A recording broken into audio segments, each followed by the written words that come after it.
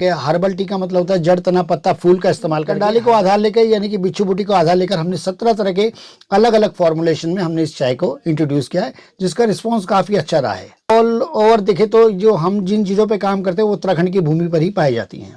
हमारे यहाँ पे बिच्छू बूटी पाई जाती है, यानी कि जिसको हम लोग स्थानीय भाषा में कंडाली बोलते हैं, और ये स्ट्रिंग नेटल्स के नाम से है और ओटिका डायोका फैमिली का प्लांट होता है। इस पर चाय तो प्रस्तुत की गई थी, परंतु किसी फॉर्मुलेशन में की थी। हमने क्या किया कि हमारे दादा परदादा जो रहे, उन्होंने उनकी जो वंश परंपरागत विधियां थी, उन वंश परंपरागत विधियों को आधार लेकर एक फॉर्मुलेशन में हमने इसको प्रस्तुत किया। ये खाली पत्तियां नहीं होती है, बेसिकली क्या होता है कि हम लोग इसको कटिंग प्रोसेस के गुजारने के बाद इसमें 17 तरह का स्प्रे करते हैं और 88 यानी कि 88 तरह की जड़ी बूटियों का मिश्रण होता है। यानी कि हम इसको एक तरह से समांतर करते हैं कि वात कफ और पित्त प्रकृति जो तीनों लोग होते हैं उनके लिए ये उपयोगी और सिद्ध हो। नमस्कार, मैं सुरेश बलूनी और आप देख रहे हैं गढ़वाल की संस्कृति। आज मेरे साथ में जो व्यक्तित्व हैं, पहले तो मैं उनसे ये पूछता हूँ कि मैं आपको सुनील कोठारी के नाम से पुकारूं या मैं लीला कोठारी के नाम से पुकारूं। आज आप हमारे साथ में हैं और आप एक ऐसा काम कर रहे हैं कि जो काम सारी दुनिया में जो चर्चा का विषय बन चुका है। अब हम उनकी जुबानी ही सुनेंगे और पहले उनका परिचय जानते हैं। नमस्कार, मेरा नाम सुनील दत्त कोठारी है। एक्चुअली जहाँ तक बात आती है कि लीलाधर कोठारी की, ये जो नाम है वो मेरे दादा का दिया हुआ है, तो काफ़ी समय से वो मेरा नाम कहीं भी प्रकाशित नहीं था। तो मैंने सोचा कि एक फेसबुक पेज के माध्यम से लोगों को बताया जाए कि मेरा नाम लीलाधर कोठारी भी है। वैसे देखा जाए तो मेरा ऑफिशियली नेम या जहाँ पे भी डॉक्यूमेंटेड नेम है वो सुनील दत्त कोठारी के नाम से ही है। धन्यवाद, आप हमारे स्थान पर आए और हम लोग के बड़ी उत्सुकता रहती है कि हमारे उत्तराखंड को आप लोग जगह जगह पर प्रकाशित करते रहते हैं, चाहे वो ग्रामीण भूमि का हो चाहे वो शहरी भूमि का हो। आपका गाँव और आपका जन्म स्थान और आपकी शिक्षा दीक्षा कहाँ हुई है? जी, मेरा मूल गांव है, मैं बेसिकली सीला डांडा जो कि ब्लॉक द्वारीखाल में पड़ता है, उसी का एक तोक है जीतू गांव। वो जीतू गांव का मूल निवासी हूँ और मेरा जन्म जो हुआ है वो उत्तराखंड के जीतू गांव में ही हुआ है। और उसके बाद मेरी जो शिक्षा दीक्षा हुई है वो मेरे दादा दादी पंडित श्री नारायण दत्त कोठारी जी के पास शामली मुजफ्फरनगर में हुई है। उसके बाद आगे का कार्यक्रम दिल्ली और बॉम्बे को होते हुए मेरा इस तरह का एजुकेशन रही, या जिस तरह से बोल सकते हैं फॉर्मल एजुकेशन हुई है। तो आपने एक संस्था बनाई है कोठारी पर्वतीय विकास समिति। जी जी। तो कोठारी पर्वतीय विकास समिति की आवश्यकता क्यों पड़ी? देखिए, हमारे एक बड़ी एक सोच थी कि हमारे उत्तराखंड की भूमि पर हम लोग क्या कार्य कर सकते हैं। तो हमने एक समिति गठन की स्थानीय लोगों की भूमिका को लेते हुए, जो लोग यहाँ पर रह रहे हैं, जिनका मतलब बॉर्न टू बॉटअप हुए हैं, उन लोगों को लेकर हमने एक संस्था बनाई कोठारी पर्वतीय विकास समिति, जिसकी जो मूल धारणा है उत्तराखंड पलायन मुक्त और रोजगारी। जो मेरा एजुकेशनल बैकग्राउंड रहा वो मेरा बेसिकली अकाउंटेंसी रहा, यानी कॉमर्स बैकग्राउंड से मैं रहा हूँ। और इसके बाद मैंने IIM मुंबई से मटेरियल मैनेजमेंट का कोर्स किया है। क्वालिटी एश्योरेंस और कॉस्ट कंट्रोल को बेस लेके मैंने ITC को सर्विस दी है 22 साल। और इस प्रोफेशन में रहने के बाद मैं काफ़ी बेसिकली क्या होता है कि मैं फूड सेक्टर में काम करने के बाद इंग्रेडिएंट कंट्रोल या इंग्रेडिएंट जो हमारे मूल खाद्य पदार्थों की चीज़ें होती है उन पे मेरा अनुसंधानात्मक कार्य और कॉस्ट वाइज और कंट्रोल वाइज रहा है। तो हम इसे प्रोक्योरमेंट डिपार्टमेंट भी बोल सकते हैं और आम भाषा में, और कॉस्ट कंट्रोलर और इस तरह के प्रोफाइल में रहा हूँ मैं। तो उसके बाद आपने ये जो पर्वतीय जो कोठारी पर्वतीय विकास समिति का आपने जो गठन किया जी, ये कब किया था? ये एक्चुअली इसको मैंने फॉर्मुलाइज जो मैंने काम का अपना प्रारूप डेवलप किया वो 2016 से मैं इस पर लगातार कार्य कर रहा हूँ। और उसके बाद एक कंपनी फॉर्म या सोसाइटी फॉर्म में जो डेवलप किया है वो 2019 से मैंने इसको फॉर्मुलेशन किया है। तो कोठारी पर्वतीय विकास समिति के क्या उद्देश्य है? कोठारी पर्वतीय विकास समिति का एक ही मूलभूत उद्देश्य है उत्तराखंड पलायन मुक्त हो, रोजगार युक्त हो। रोजगार पलायन मुक्त का मतलब कि हम लोग इस क्षेत्र में ग्रामीण भूमिका में रहकर उन लोगों के बीच में रह सके जो इस चीज़ की मुहिम के लिए कार्य कर रहे हैं, या उन लोगों के लिए कार्य करें जो हमारे ग्रामीण क्षेत्रों में लोग रह रहे हैं। और इसके बाद आता है कि रोजगार युक्त हो। रोजगार के लिए हम लोग क्या करते हैं कि जो यहाँ पे सस्टेनेबल डेवलपमेंट की बात करते हैं उस पर हम लोग कार्य करते हैं। तो इसके माध्यम से आप जो रोजगार की जो बात हो रही है जी जी जी, उसके लिए आपने क्या किया है? देखिए क्या होता है कि हमारे उत्तराखंड में जो मूलभूत हमारी जो पहचान है, चार धामों से तो हमारी पहचान है कि चार धाम है हमारे उत्तराखंड में पर्यटन की दृष्टि से, या एक रीजन वाइज यानी कि धर्म धर्म के पर्यटन में है। उसके साथ साथ हमारे चारों तरफ जो हम देखते हैं तो नज़र दौड़ा के कि हमारे चारों तरफ वनस्पतियाँ होती हैं, यानी कि पेड़ पौधे होते हैं। तो हम लोगों ने उन्हीं वनस्पतियाँ जो हमारे चारों तरफ होती हैं उनको आधार लेके अनेक प्रकार के उत्पादन बनाने शुरू किए। यानी कि मूल धारणा यही रही कि जो यहाँ पर प्राकृतिक रूप से यानी कृषि और कृषि को बेस लेकर हम लोगों ने बहुत सारे उत्पादन बनाए, जिनमें हम लोगों ने उनका प्रोडक्ट डेवलपमेंट किया, यानी कि उनको एक फॉर्मुलेशन में डाला और एक साइंटिफिकली हमने उन्हें रिकमेंड करवाया, यानी कि अप्रूवल्स लिए, सर्टिफिकेशंस लिया। और उसके बाद जो यहाँ पर स्थानीय लोग रह रहे हैं, जो ग्रामीण भूमिका में रह रहे हैं, उन लोगों को आधार लेके हमने उन पर कार्य को शुरू किया। इसकी जो शुरुआत होती है वो जो हमारे स्वयं सहायता समूह, जिनको हम SHG बोलते हैं, ये फार्मर ग्रुप जो किसान ग्रुप होते हैं, उनको लेकर हम लोगों ने एक प्रशिक्षण कार्यक्रम चलाया 3 से 5 दिन का, जिनमें हम लोग हर्बल टी यानी कि जो स्थानीय पत्तियों का आधार लेके, हर्बल टी का मतलब होता है जड़ तना पत्ता फूल का इस्तेमाल करके हर्बल टी बनाना सिखाया। और वो चाय लिए हमने जो वास्तव में उन चीज़ों पर विश्व भर में कोई ना कोई व्यक्ति कार्य कर रहा है, परंतु उत्तराखंड के परिप्रेक्ष्य में कोई कार्य नहीं करते। इसके साथ साथ परंपरागत रेशा बनाना, और उसके साथ साथ हम लोगों ने कुछ पाइन आर्ट और डेवलपमेंट का काम किया है। यानी कि ऑल ओवर देखे तो जो हम जिन चीज़ों पे काम करते हैं वो उत्तराखंड की भूमि पर ही पाई जाती हैं। तो आपने एक विशेष कार्य किया है जो उत्तराखंड में जो कंडाली है, बिच्छू घास जिसको बोलते हैं, उत्तराखंड में उसका केवल एक ही उपयोग था कि बच्चों को के मन में भय पैदा करना। जी बिल्कुल। तो आपने उसके हर्बल टी बना करके और उसमें कई अन्य तरह की जड़ी बूटियां डाल करके एक सुंदर एक पेय पदार्थ बनाया। जी। तो वो आप कैसे बनाते हैं? देखिए क्या है ना कि जो हमारे यहाँ पे बिच्छू बूटी पाई जाती है, यानी कि जिसको हम लोग स्थानीय भाषा में कंडाली बोलते हैं, और ये स्ट्रिंग नेटल्स के नाम से है और ओटिका डायोका फैमिली का प्लांट होता है। इस प्लांट की विशेषता होती है इसमें विटामिन के और विटामिन ए और आयरन के साथ साथ प्रचुर मात्रा होती है। तो अभी तक इस उत्तराखंड के परिप्रेक्ष्य में इस पर चाय तो प्रस्तुत की गई थी, परंतु किसी फॉर्मुलेशन में की थी। हमने क्या किया कि हमारे दादा परदादा जो रहे, उन्होंने उनकी जो वंश परंपरागत विधियां थी, उन वंश परंपरागत विधियों को आधार लेकर एक फॉर्मुलेशन में हमने इसको प्रस्तुत किया। ये खाली पत्तियां नहीं होती है, बेसिकली क्या होता है कि हम लोग इसको कटिंग प्रोसेस के गुजारने के बाद इसमें 17 तरह का स्प्रे करते हैं और 88 यानी कि 88 तरह की जड़ी बूटियों का मिश्रण होता है। यानी कि हम इसको एक तरह से समांतर करते हैं कि वात कफ और पित्त प्रकृति जो तीनों लोग होते हैं उनके लिए ये उपयोगी और सिद्ध हो। तो इस कंडाली को आधार लेकर यानी कि बिच्छू बूटी को आधार लेकर हमने 17 तरह के अलग अलग फॉर्मुलेशन में हमने इस चाय को इंट्रोड्यूस किया है, जिसका रिस्पॉन्स काफ़ी अच्छा रहा है। तो इसमें और कौन कौन सी जो मुख्य जो जड़ी बूटियां हैं? देखिए जड़ी बूटियों की अगर बात करें तो मैं 88 की 88 जड़ी बूटियों की बात करूं तो देखिए उनमें से सबसे पहले क्या होता है कि जब कंडाली का हम लोग पाउडर फॉर्म में कन्वर्ट करते हैं तो उसमें हम 1 किलो पाउडर में लगभग 250 ग्राम का हम अन्य पौधों का मिश्रण मिलाते हैं, जो हमारा मेन इंग्रेडिएंट होता है, यानी कि उसके साथ जो कंपाइल करते हैं।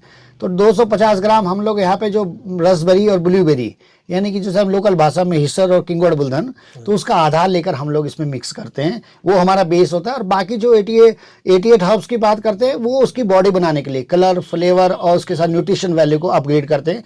वो ऐसी हर्ब्स होती हैं जो प्राकृतिक रूप से उगती है और प्राकृतिक रूप समय के अनुसार ही नष्ट हो जाती हैं। तो मैं ये कहना चाहूँगा जो भी मैं कार्यक्रम करता हूँ उसमें हम लोग किसी भी प्रकार का प्रकृति से छेड़छाड़ नहीं करते, कोई भी दोहन नहीं करते हैं।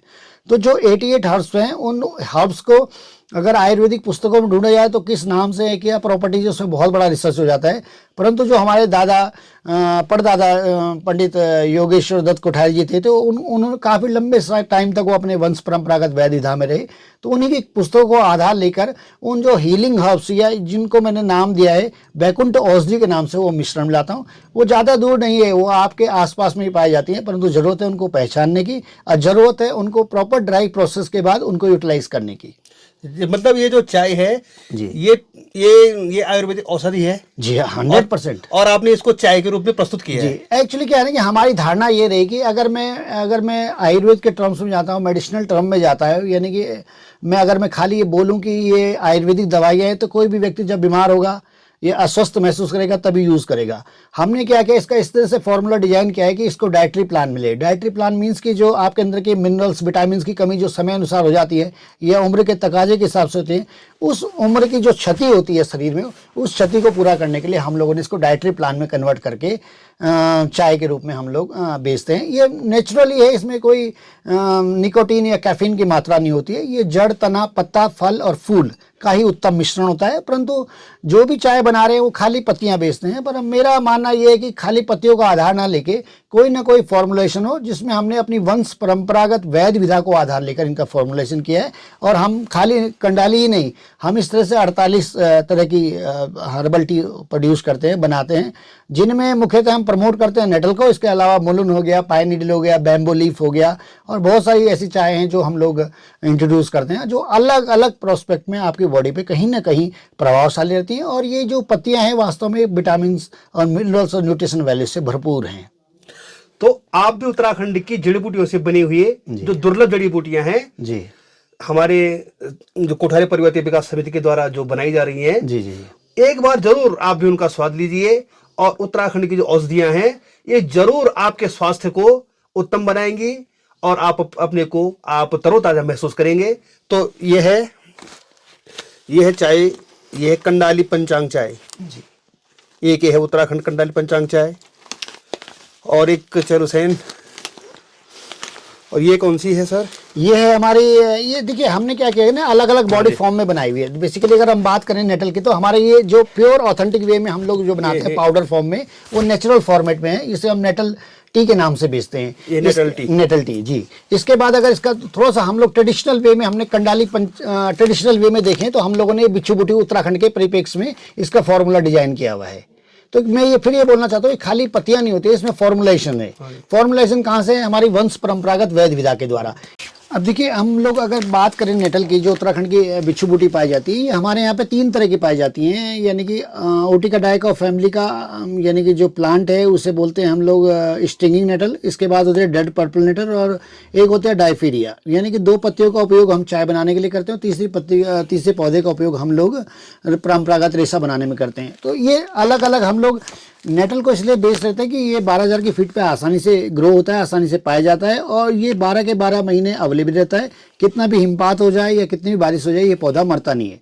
तो हमने इस पौधे को बेच लेके इसके 17 तरह के ब्रांड निकाले हैं। यानी कि अलग अलग पार्ट्स का यूज़ करते हैं, अलग अलग फॉर्मुलेशन में, अलग अलग। एक ट्रेडिशनल हम बिच्छू बूटी की चाय बनाते हैं, जो उत्तराखंड का बेस है। ये फॉर्मूला जो है वो लगभग 1800 साल पुराना है, जो वंश परंपरागत वैध विधा से हमने लिया है। तो इस तरह से हम लोग अलग अलग प्रोस्पेक्ट को लेके, अलग अलग वंश परंपरागत वैध विधाओं का प्रयोग करके हम लोग हर्बल टी का निर्माण करते हैं। तो ये एक यात्रा है जिसमें हम ये बता सके उत्तराखंड के परिप्रेक्ष्य में क्या क्या वनस्पतियां फैली हुई हैं। ये एक यात्रा है अपनी संस्कृति को प्रस्तुत करने का। ये वो यात्रा है जो वंश परंपरागत वैध विधा को जीवित रखने का, इसके द्वारा हम लोग स्थानीय पत्तियों के बारे में लोगों को जागरूक करते हैं कि ये पत्तियां उपयोगी थी। अपने प्रशिक्षण के माध्यम से उनको बताते हैं इनका प्रयोग क्या होता है, उनको बताते हैं कि इसके द्वारा आप लोग कैसे आजीविका एक ग्रामीण परिवेश में लेकर जो भी हम लोग उत्पादन आपको दिखा रहे हैं या बता रहे हैं, वो सभी हमारी ग्रामीण महिलाएं हमारे प्रशिक्षण के द्वारा जो सर्टिफाइड होती हैं या प्रमाणित होती हैं, फिर वो अपने घरों में रहकर हमारे द्वारा विक्रय व्यवस्था में सहयोग देते हैं, या अन्य किसी भी एजेंसी के थ्रू या किसी भी NGO के थ्रू उन लोगों को मार्केट तक पहुंचाते हैं। तो ये एक यात्रा है जो वंश परंपरागत वैध विधा को जिंदा रखने का। एक ये यात्रा है कि अपने संरक्षण उन वनस्पतियों का जो धीरे धीरे हमारे बीच में विलोप हो गए हैं। अगर मैं बताना चाहूँगा कि आज इन वनस्पतियों की हालत ऐसी है कि अगर इनको लोग पहचानते ही नहीं है। अगर इन वनस्पतियों को मैं अपना भी नाम दूं तो शायद आगे भविष्य में मेरे नाम से जानी जाए, क्योंकि उनकी स्थिति ऐसी हो गई है कि जो हमारे वंश परंपरागत जो वैध विधियां थी वो प्रकाशित नहीं की गई, या प्रकाशित भी की गई परंतु उनको आधुनिक रूपांतरण नहीं किया गया, आधुनिक प्रमाणीकरण से नहीं जोड़ा गया। तो एक गांव के परिप्रेक्ष्य में देखे जब मैं यहाँ पे आया तो मैंने सोचा कि क्यों ना जो स्थानीय वनस्पतियाँ हैं उनको आधार लिया जाए, क्यों ना जो ग्रामीण लोग जो रह रहे हैं अस्थायी रूप से उन लोगों को आधार लिया जाए, क्यों ना इनको हम प्रमाणीकरण से जोड़ें, क्यों ना इनको प्रशिक्षण से जोड़ें। तो ये एक यात्रा जो हमने वर्ष 2016 में सोची थी, धीरे धीरे हम चलते गए। बहुत से लोगों ने हमको सहयोग दिया, मुंबई के एजेंसियों ने हमको सीख दिया, टी कॉफ़ी एसोसिएशन मुंबई के द्वारा, hotel purchase manager forum Mumbai के द्वारा हम लोग रिकग्नाइज हुए। वो लोग हमको जगह जगह पर स्टॉल हमारे ब्रांड को प्रमोशन करने में और उत्तराखंड की संस्कृति को एक विश्व पटल पर रखने में सहायक होते हैं। देखिए अगर हम लोग सस्टेनेबल डेवलपमेंट की बात करते हैं ना, कि स्थानीय विकास की बात, सस्टेनेबल डेवलपमेंट से हम लोगों का वो होता है कि हम जिस भौगोलिक स्थिति में रहते हैं उस भौगोलिक स्थिति में कैसे हम आजीविका, अपने आप को आजीविका से जोड़ सकते हैं, अपने जो हमारे जो खान पीन है या जो हमारा जो परंपरागत विधियां उनको प्रकाशित कर कैसे उसको आजीविका मिशन से जोड़ें, इस तरह की मुहिम। देखिए छोटा सा एग्जांपल देना चाहूँगा कि मैं चालीसण क्षेत्र में रहता हूँ, यहाँ पे बाबा नागदेव गढ़ी का मंदिर है, एक प्रसिद्ध बाबा रहे, महंत जी रहे हैं। तो उन महंत जी के आशीर्वाद से हमने स्थानीय जड़ी बूटियों का आधार लेते हुए लगभग 169 यानी लगभग 170 जड़ी बूटियों का उपयोग करके हमने उत्तम किस्म की हर्बल चाय प्रस्तुत की है। तो ये जो एक प्रोडक्ट हमने डेवलप किया जो रिप्रेजेंट करता है कि हम किस एरिया में रहते हैं, चालीसण में रहते हैं, और वहाँ पे कौन कौन सी जड़ी बूटियाँ रहती हैं। देखिए ये कि यात्रा है, इस यात्रा में क्या होता है कि हम लोग इस चीज़ को आगे बढ़ाएंगे तो धीरे धीरे वो चीज़ें बढ़ती जाएंगी। पिछले लगातार 4 सालों के गहन शोध के बाद हम लोगों ने अपने जगह सॉल्यूशन में जो जो वनस्पतियां पाई जो वास्तव में बहुत ही ऊर्जावान वनस्पतियां हैं और डिटॉक्सिफिकेशन है, तो इसके लिए हमने क्या किया कि यहाँ पे एक अपने जगह को प्रमोट करने के लिए या सस्टेनेबल डेवलपमेंट जोन के लिए इस चाय का नाम हमने प्राकृतिक सॉल्यूशन हर्बल चाय के नाम से इंट्रोड्यूस किया, जो काफ़ी डिमांडिंग है। और अगर आप इसके इंग्रेडिएंट देखेंगे तो वास्तव में इसके इंग्रेडिएंट जो हैं 169 हर्ब्स जो लोकली हैं, लगभग 170 जो जड़ी बूटियां हैं उनका उपयोग किया गया है, जो अपने आप में एक यूनिक फार्मूला है। और बाबा गंगागिरी जी महाराज के फार्मूले से या उनके जो ज्ञान था उनको हमने एक कोशिश की है जो आप लोगों को बहुत ज़्यादा पसंद आएगी। कोठारी जी, मैंने सुना है कि आप वंश परंपरागत वैद्य विधि से आप इलाज भी करते हैं, तो वो आप किस प्रकार करते हैं? देखिए जब ये यात्रा मैंने शुरू की 2016 में, तो ये धीरे धीरे यात्रा कब इस तरह से बदल गई इसका, क्योंकि क्या होता है कि हम लोग अनेक वैद्य लोगों से या उन एजेंसियों से इंटरेक्ट हुए जिन्होंने हमें मेडिसिनल प्लांट वैल्यूज सिखाई और मेडिसिनल प्लांट के बारे में हमें बहुत गहन शोध हुआ। और जो हमारी परंपरागत जो हमारी वैद्य विधा के लगभग 400 वर्ष पुरानी जो हमारे पास हस्तलिखित किताबें हैं उनका जब हमने आधार लिया, तो धीरे धीरे ये यात्रा एक तरह से उपचार के रूप में भी बदल गई। इस उपचार में हम लोग क्या करते हैं कि स्थानीय जो जड़ी बूटियाँ होती हैं उनके हम अलग अलग पैकेजिंग करते हैं। अगर किसी के बॉडी में पेन या किसी तरह की बीमारी हो जिसका वो निजात नहीं पा रहा है, देखिए हम लोग फॉर्मली डॉक्टर श्रेणी में तो नहीं आते हैं, परंतु जो लोग बहुत ज़्यादा इस चीज़ से प्रॉब्लम्स है जैसे मोटापा, शुगर या इस तरह की जो माइनस प्रॉब्लम जो बहुत ज़्यादा उनके अंदर पनप गई हैं और उनका कोई रेक्टिफिकेशन या उनका इलाज नहीं मिला, तो ऐसे लोग हमारे पास ज़रूर आते हैं। तो हम लोग क्या करते हैं कि हमारे पास अलग अलग छोटे छोटे पैकेट्स हैं जो 25 ग्राम्स के होते हैं।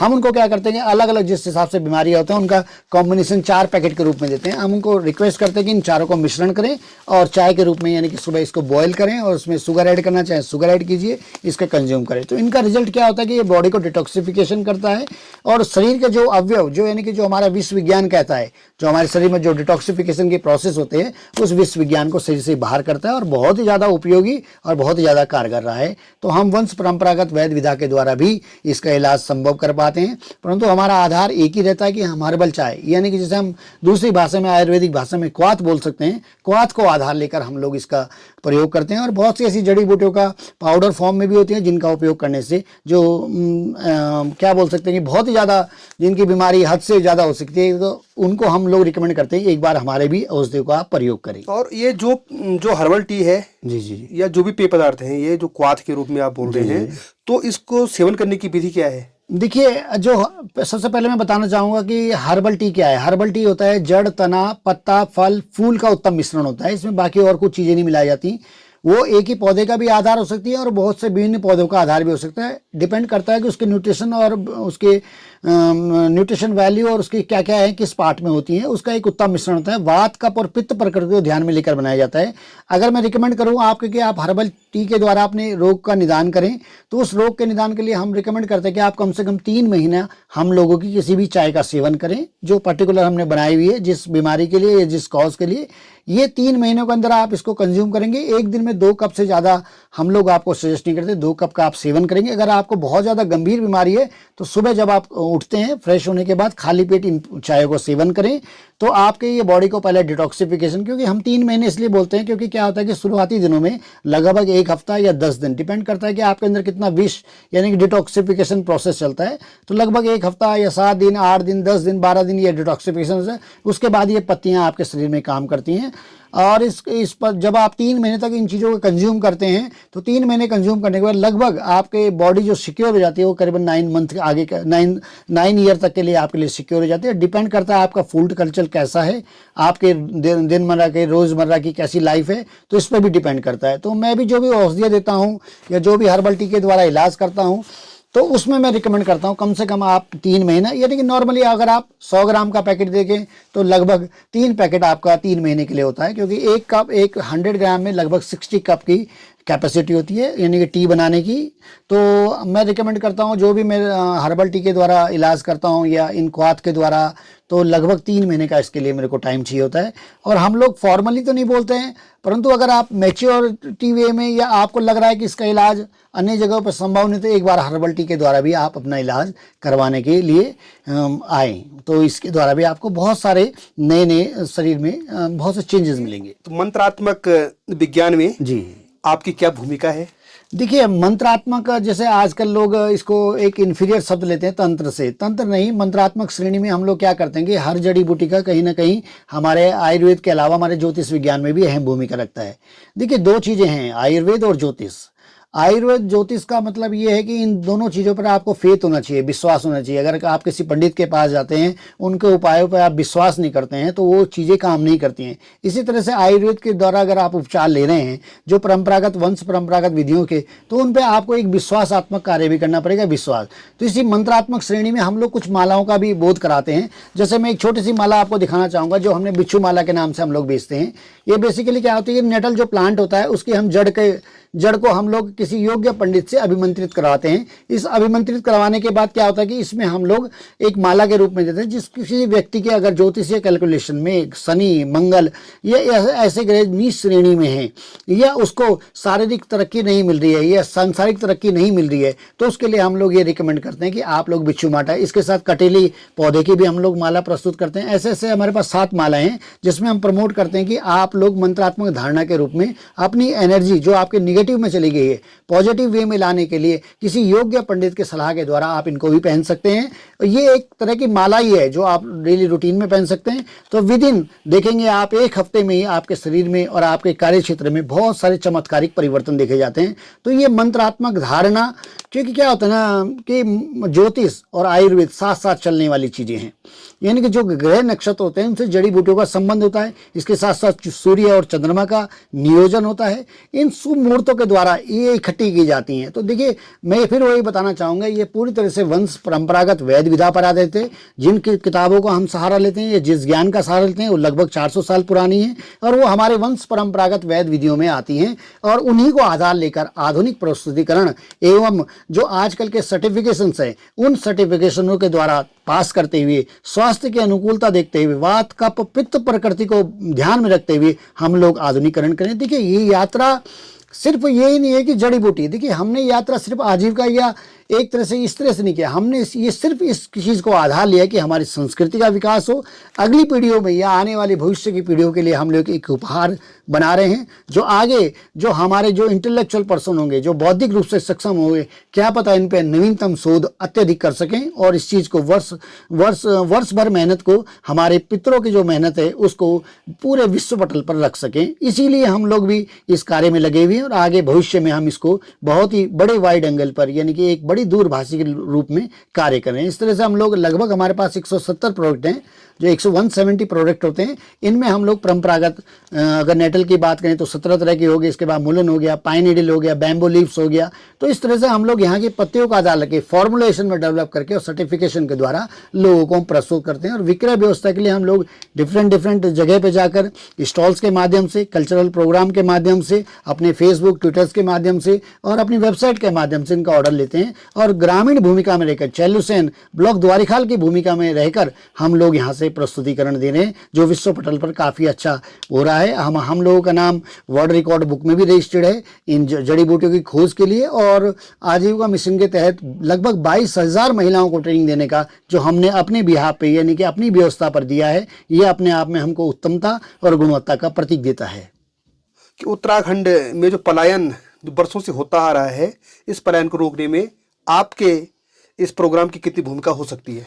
देखिए, पलायन का शाब्दिक अर्थ अगर हम देखें तो एक स्थान को छोड़कर दूसरे स्थान के लिए चले जाना है। ये देखिए, पलायन की जो प्रवृत्ति है वो हमारे उत्तराखंड में नहीं है, हर स्टेट में है।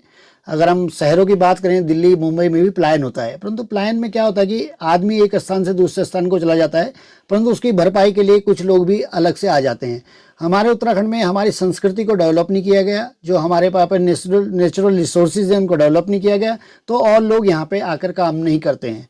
तो प्लायन रोकने की प्रवृत्ति के लिए हम लोगों को ये जिम्मेदारी लेनी पड़ेगी। जो हमारे गांव देहात में हम लोग रह रहे हैं, तो हमको अपने क्षेत्रीय जो चीज़ें उपलब्ध हैं, जैसे हम लोग वनस्पतियों पर काम कर रहे हैं, तो हमको उनको एक ब्रांड के रूप में इस्तेमाल किया। तो जो बाकी बड़ी बड़ी एजेंसियां हैं या जो बाहरी लोग हैं, वो इन चीज़ों को देखते हैं, ऑब्जर्व करते हैं और कोई ना कोई भविष्य में प्लांट लगाते हैं। तो प्लान रोकने के लिए हम लोगों को ही रूट पर कार्य करना होगा, यानी कि जड़ों पर हमको ही प्रस्तुति देनी पड़ेगी, क्योंकि हम अपने क्षेत्र को हम ही लोग बेहतरीन तरीके से जानते हैं। तो जब हमने ये यात्रा शुरू करी थी, तो हमने ये सोचा था कि इसके द्वारा हम लोग सिर्फ आजीविका न करके अपनी संस्कृति को प्रस्तुत करें, क्योंकि जब हम संस्कृति की बात करते हैं तो प्लायन ऑटोमेटिकली रुक जाता है। यानी कि जब हम संस्कृति से किसी के ताना बाना को जोड़ते हैं, तो सीधा सीधा उसका अर्थ हो जाता है जो लोग वहाँ पर रह रहे हैं वो अपने आप को सस्टेन कर सकें आजीविका मिशन के तहत। उसके साथ साथ वो लोग आमंत्रण देते हैं, जो बाहरी लोग हैं या जो उन लोगों जो लोग शहरी परिवेश में हमारे ही लोग जो इंटेलेक्चुअल वे में उस पर काम कर रहे हैं, उनको हम आमंत्रण भी देते हैं कि आप आइए, हमने ये एक प्रोग्राम यहाँ तक कर दिया है, इसके बाद आप इसको आगे बढ़ाइए। तो प्लान की प्रवृत्ति जो हमारे उत्तराखंड में है, उसको सिर्फ हम आजीविका मिशन के द्वारा जोड़ सकते हैं। परंतु मैं फिर भी आप लोगों को यही सजेस्ट करूंगा कि जो भी उत्तराखंड की देवभूमि पर आए, खाली वो व्यवसाय की दृष्टि से न आए। वो जो भी अपने कार्यक्रम का प्रारूप लेकर आते हैं, वो सिर्फ ये देखें कि लोकल आदमी, यानी कि जो लोकल विलेजर्स हैं या हम लोग उत्तराखंडी हैं, उनकी भूमिका कैसे उसमें इन्वॉल्व हो सकती है, उसमें आ सकती है, तभी हम लोग प्लायन भी रोक पाएंगे। खाली बड़ी बड़ी फैक्ट्रियाँ होने से प्लायन नहीं रुकेगा। यानी कि हम अपनी संस्कृति को उस लेवल तक उठाएं, लोकल जो स्थानीय जो ग्रामीण परिवेश में जो लोग अस्थायी रूप से रह रहे हैं उनकी भूमिका लें। उसके बाद कोई ऐसा प्रोग्राम डिजाइन करें, ऐसे कार्यक्रम या ऐसा कोई मैन्युफैक्चरिंग यूनिट लगाएं ताकि हमारे उत्तराखंड का प्लायन रुके। तो धीरे धीरे हमारी सरकारें हमारे स्थानीय निकाय से बहुत अच्छा काम कर रही हैं, ऐसी बात नहीं कि नहीं कर रही हैं, परंतु उसका इम्पैक्ट है, उसका प्रभाव देखने में थोड़ा सा समय लगेगा। ये जो श्रेणी है वो करीबन 1960 यानी कि 1960 से प्लान की अवधारणा पनपी, और जो कि 90, 80, 70 में बहुत ज़्यादा रही। तो देखिए, प्लान का मतलब ये नहीं कि आप अपने स्थान को छोड़कर कहीं चले जाएं। तो ये तो एक सिस्टम है, ये तरीका है। आप यहाँ से कहीं जाते हैं नौकरी के लिए या किसी भी व्यवस्था के लिए, पढ़ाई के लिए जाते हैं, प्लान होना अपने आप में कोई बड़ी बात नहीं है। परंतु रिवर्स प्लान के लिए हम लोगों को अपनी सस्टेनेबल डेवलपमेंट की बात करते हैं। उन लोगों को जो हम लोग ग्रामीण भूमिका में रह रहे हैं, हमें ही कुछ काम करना होगा ताकि हम उनको तो आकर्षित करें ही करें। इसके अलावा जो हमारे जो इन्वेस्टर्स होंगे या जो बाहरी जिस परिवेश में काम करें, अगर उनके लिए हम रोल मॉडल तैयार कर रखते हैं, तो वो जरूर हमारे क्षेत्र में आकर हम लोगों के लिए कार्य करेंगे, हम लोगों की भूमिका लेंगे, और हमारे उत्तराखंड का भविष्य सुनहरा और स्वर्णिम होगा। तो बहुत बहुत धन्यवाद, आपने गढ़वाल की संस्कृति को समय दिया। मैं आपके समुज्वल भविष्य की कामना करता हूँ। धन्यवाद बलूनी जी। उत्तराखंड की गढ़वाल की संस्कृति जो पेज है, वास्तव में काफ़ी दिनों से मैं ऑब्जर्व कर रहा था। आप लोगों ने कनेक्ट हुए, आप लोगों ने अपना अमूल्य समय दिया। देखिए, एक मुहिम है, जिस मुहिम का आप भी हिस्सा हैं, आप भी अपनी संस्कृति को प्रस्तुत कर रहे हैं और सोशल मीडिया के माध्यम से या यूट्यूब के माध्यम से, बहुत ही अच्छी मुहिम है। मेरी भी अग्रिम शुभकामनाएं, और भविष्य में इस चीज़ को आप बढ़ाते रहिए। जहाँ तक हो पाएगा, प्रभु कृपा से जिस तरह से प्रारूप बनेगा, उस प्रारूप के लिए हम हमेशा तत्पर रहेंगे। धन्यवाद, नमन।